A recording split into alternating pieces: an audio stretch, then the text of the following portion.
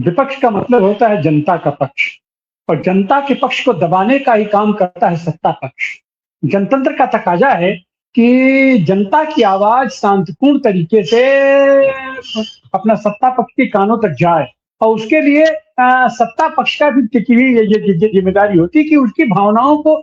अपना संज्ञान ले। लेकिन फिलहाल जो मौजूदा सरकार है, वो तो वाद प्रतिवाद संवाद की प्रक्रिया को हटा दिया है, और जनता को और विपक्ष को अपना दुश्मन मान करके और सीधे सीधे कारपोरेट हित में काम करती है। तो ऐसी हालत में किसानों को ये लोग बड़ा ही नरम चारा समझ लेते हैं, ये तो बिखरी हुई जमात है, इनका तो कोई वो है नहीं, तो इनकी बात को हम सुने चाहे न सुने, आएंगे एक दिन दो दिन हल्ला मचाएंगे फिर शांत जाएंगे। लेकिन जैसे ही ये आंदोलन मजबूत होता है, तो पिछले दिनों जिस तरीके से किसान आंदोलन ने अपनी एक साथ दिखाई है, अब ये लोग आतंकित और भयभीत हो जाते हैं। तो वो आंदोलन मजबूत हो, उसके पहले इनका रहता है कि हम उसको किस तरीके से हिंसक बना दें, किस तरीके से अराजक बना दें, ताकि हमको उस पर दमन का मौका मिल जाए। लेकिन इनको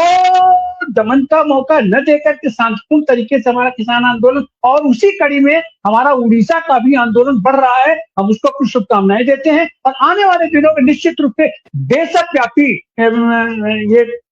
जितने भी किसान संगठन है, अपना किसान आंदोलन है, उनकी एकजुटता व्यक्त की जाएगी, और वहां भी जिस तरीके से दमन हो रहा है,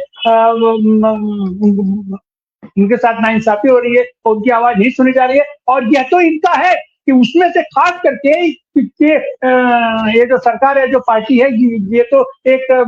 धर्म विशेष, एक समुदाय विशेष के सबसे बड़ा पोलराइजेशन कराना चाहती है। तो जहां कहीं भी ऐसा कोई भी व्यक्ति, ऐसा कोई भी लीडर, ऐसा कोई भी वाकयात मिलता है, तो ये लोग उसको ध्रुवीकरण के लिए कोशिश करते हैं। तो मुनव्वर अली को भी अगर ये लोग खोज रहे हैं तो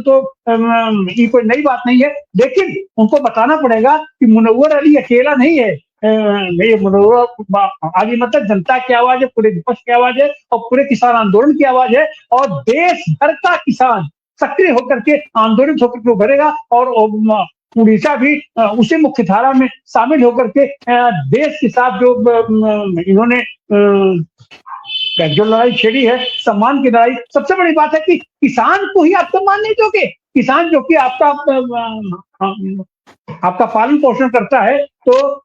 ये लड़ाई बहुत ही जंगली लड़ाई है, और ये आग, ये चिंगारी पूरे देश के पैमाने पर फैलेगी, और वहां पर उनकी बातों को मांगना पड़ेगा। किसानों को तो सम्मान देना ही होगा, सम्मान देना ही होगा। जी बहुत बहुत शुक्रिया दिनेश जी, आप के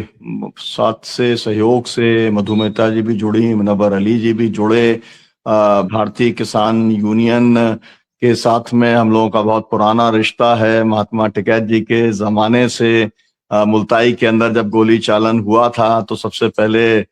जो है महात्मा टिकैत यहाँ पर पहुंचे थे। उसके बाद में जब हमको सजा हुई 52 साल की ही, तो सबसे पहले राकेश टिकैत जी वहां पर पहुंचे थे। मैं अपने किसान आंदोलन के क्षेत्र के बारे में बता रहा हूं, और जिसका आपने जिक्र किया बक्सर के अंदर, वहां पर हम लोग भी पहुंचे थे। आप हम लोगों को लेके गए थे जहां जहां पर पुलिस का दमन हुआ था और घरों के अंदर उसके पुलिस ने किया था। तो ये एक किसानों की जो व्यापक एकजुटता है, हम लोग सब टिकैत जी और सब लोग, हम लोग मंदसौर के अंदर भी सब लोग साथ में थे। देश भर के अंदर हम लोग साथ काम करते हैं और आगे भी करेंगे। बहुत बहुत शुक्रिया आप साथियों का जुड़ने का, और दर्शकों से अपील की वे से साझा करें, ताकि आम तौर पर जो इस तरीके के आंदोलन खबरें हैं, गोदी मीडिया छापता नहीं है, जो बड़े बड़े यूट्यूबर्स हैं वो भी इसके ऊपर कार्यक्रम करते नहीं हैं, और इसलिए वो अपने इलाके की ही बात रह करके या राज्य तक सीमित बात रह जाती है। और इसलिए बहुजन संवाद के सभी दर्शकों से अपील है कि वे इसे ज्यादा से ज्यादा शेयर करें, ताकि